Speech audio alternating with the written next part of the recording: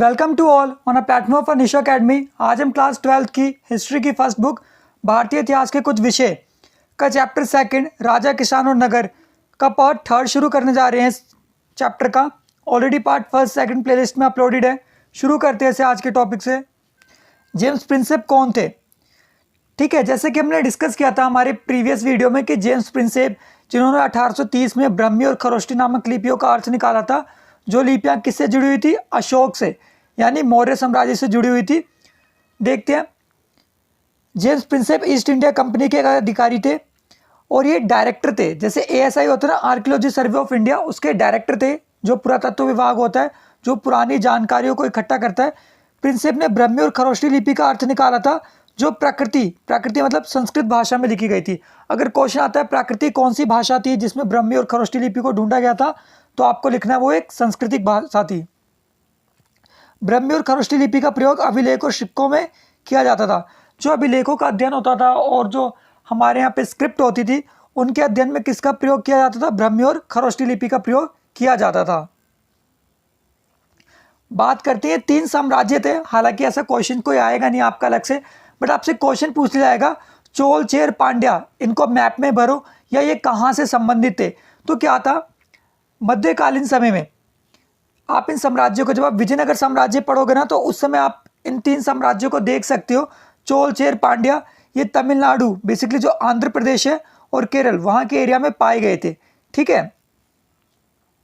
अच्छा, बौद्ध धर्म, जैसे कि आपको पता है हमारा जो सेकंड चैप्टर है, थर्ड चैप्टर और फोर्थ चैप्टर है, इसमें बौद्ध धर्म, जैन धर्म, इनके बारे में काफी ज्यादा दे रखा है। तो हम बात करते हैं पहले बौद्ध धर्म की, कि बौद्ध धर्म क्या था। जैसे कि आपको पता होगा कि बौद्ध धर्म के संस्थापक कौन थे? बौद्ध धर्म के संस्थापक गौतम बुद्ध थे। तो पहले ना गौतम बुद्ध के बारे में थोड़ी सी बात कर लेते हैं, ताकि आपको एक अच्छी सी नॉलेज मिल जाए गौतम बुद्ध के बारे में। तो बात करते हैं, जो गौतम बुद्ध है ना, उन्हें लाइट ऑफ एशिया भी कहा जाता है, यानी एशिया का प्रकाश कहा जाता है गौतम बुद्ध को। और जो गौतम बुद्ध थे, उनका बचपन का जो नाम था वो सिद्धार्थ था। ठीक है। और उनका एक पुत्र था जिसका नाम राहुल था। ठीक है। अब हम बात करते हैं कि ऐसा क्या था जिसकी वजह से एक कॉमन सा व्यक्ति, ठीक है, जिनका नाम सिद्धार्थ था, एक कॉमन सा व्यक्ति महात्मा बुद्ध बन गए और एशिया के लिए एक एशिया ऑफ लाइट के नाम से जाने गए। ऐसी कौन सी वजह थी? तो जब महात्मा बुद्ध अपने एक, आप कह सकते हो ना, टीनेज की एज में थे, यानी लगभग वो 16 साल के रहे थे, तब उन्होंने लगभग 4 इंसिडेंट देखे एक के बाद एक। वो इंसिडेंट क्या थे? वो पहला इंसिडेंट था एक बूढ़ा व्यक्ति, दूसरा इंसिडेंट था एक बीमार व्यक्ति, तीसरा इंसिडेंट था शव, किसी की पार्थिव शरीर को लेके जाया जा रहा था, और चौथा इंसिडेंट था एक सन्यासी। जब गौतम बुद्ध ने इन 4 चीजों को देखा तो उनके अंदर एक परिवर्तन आया। और वो परिवर्तन क्या था? वो परिवर्तन था संसार को जानने का, घर को त्यागने का। ठीक है। जिसके बाद महात्मा बुद्ध ने अपने 29 साल की एज तक क्या करा? तपस्या करी। ठीक है। और तपस्या करने के बाद उन्हें ज्ञान की प्राप्ति हुई। ठीक है। तो याद रखना, महात्मा बुद्ध ने जो अपना घर त्यागा था उसे हम किस नाम से जानते हैं? उसे जानते हैं महाभिनिष्क्रमण। क्वेश्चन आ जाता है कि महाभिनिष्क्रमण किसके नाम से जाना जाता है? तो जो महात्मा बुद्ध ने अपना घर त्यागा था उसे महाभिनिष्क्रमण कहा जाता है। ठीक है। फिर महात्मा बुद्ध ने अपना सारनाथ के अंदर पहला उपदेश दिया था। ठीक है। और एट लास्ट 80 की एज में, यानी लगभग 483 ईसा पूर्व, उनकी कुशीनगर जो यूपी में पड़ता है आज किसमें, वहां पे उनकी डेथ हो गई थी। ठीक है। तो ये बेसिकली महात्मा बुद्ध के बारे में था। अब कुछ एक्स्ट्रा इन्फॉर्मेशन जो मैं आपके साथ डिस्कस करना चाहता हूं कि देखो, जो महात्मा बुद्ध थे ना, वो ये मानते थे जो संसार है ना वो दुखों से भरा हुआ है और दुख हमेशा रहेंगे। और दुख क्या है? ना खत्म होने वाली चीज है। अब दुखों को खत्म कैसे ही किया जा सकता है? कौन सी साधना है? तो इसको कहते हैं 8 path of a Buddha. Buddha के 8 सिद्धांत कह सकते हो आप। ठीक है। मुझे टाइम नहीं मिला कि मैं कोई इमेज लेके यहाँ पे लगा सकूं अच्छी सी, बट आगे के वीडियोस में ऐसा कर लेंगे हम। फिलहाल हम इसे ऐसे ही डिस्कस कर लेते हैं। तो 8 पाथ ऑफ बुद्धा क्या आते हैं? सम्यक दृष्टि पहला, दूसरा क्या था? सम्यक संकल्प, तीसरा सम्यक वाणी, चौथा सम्यक कर्मांत, पांचवा सम्यक आजीव, छठा सम्यक व्यायाम, सातवां सम्यक स्मृति और 8वां सम्यक समाधि। मतलब सम्यक दृष्टि का मतलब है सही देखो, सम्यक संकल्प कि आप सही चीजों को ठानो और करो, सम्यक वाणी अच्छा बोलो, सम्यक कर्मांत अच्छा कर्म करो अपना, कहते हैं कर्म करो फल की चिंता मत करो, सम्यक आजीव अच्छा जीवन व्यतीत करना चाहिए हमें। ये नहीं कि हमें जो मिल जाए वो खा ले, नहीं, हमें हमारे जीवन पे एक संयम रखना चाहिए। सम्यक व्यायाम सही समय पे उठना चाहिए, सही समय पे सोना चाहिए और अपने शरीर को जितना हो सके उतना कष्ट दो, ऐसा बौद्ध धर्म और जैन धर्म दोनों में माना गया है। सम्यक स्मृति, सही सोच का होना, और सम्यक समाधि, महात्मा बुद्ध ने माना है कि हमें, कहते हैं ना, ईश्वर से हम जब मिलते हैं जब हमारी बॉडी पार्थिव, जो हमारा शरीर है वो जब पार्थिव हो जाता है, जब हम मर जाते हैं। ठीक है, तो 8 पार्ट ऑफ बुद्धा है। ठीक है, अच्छा अब हम डिस्कस करते हैं कि बौद्ध धर्म कैसा था। तो जो बौद्ध धर्म था वो ईश्वर और आत्मा को नहीं मानता था। ठीक है, बौद्ध धर्म पुनर्जन्म को मानता था। वो कहता था पुनर्जन्म हमें बार बार जब मिलता है, जब तक हमें क्या नहीं प्राप्त होता, मोक्ष की प्राप्ति नहीं होती, तब तक हमें बार बार पुनर्जन्म मिलता रहता है।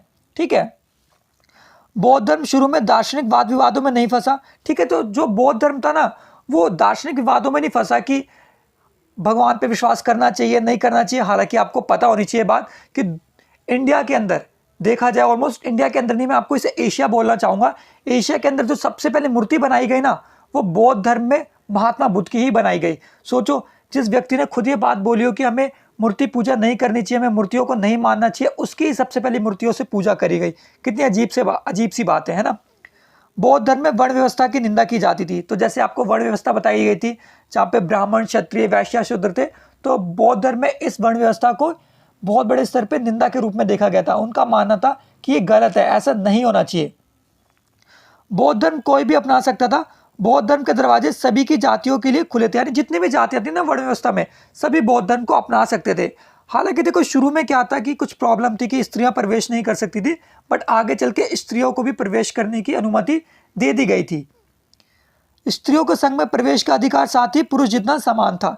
ठीक है, तो ब्राह्मण की तुलना में बौद्ध धर्म अधिक उदार था और अधिक जनतांत्रिक जनता के लिए था। तो जैसे पता है ना ब्राह्मणवाद में क्या होता है, देखो ब्राह्मणों का सीधा सा मानना है कि हम ही हम है और हम जो चाहे वो करेंगे, कोई और कुछ नहीं कर सकता।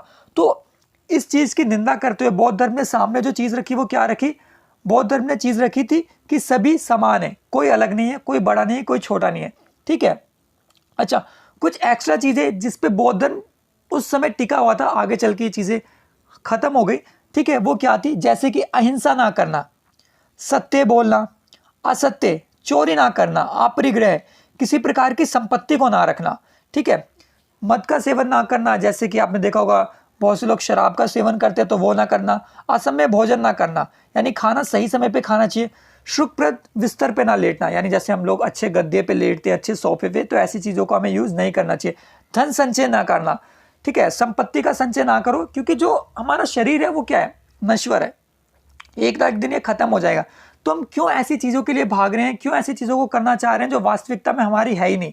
ठीक है, स्त्रियों से दूर रहना, नृत्य ज्ञान आदि से दूर रहना, यानी जो संगीत होता है, ठीक है, जो डांस होता है, इससे दूर रहना, ऐसा बौद्ध धर्म में कहा जाता था। Keep loving, keep supporting team Nisho academy.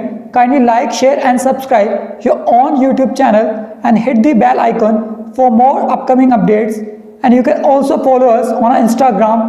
Thanking you for watching our video.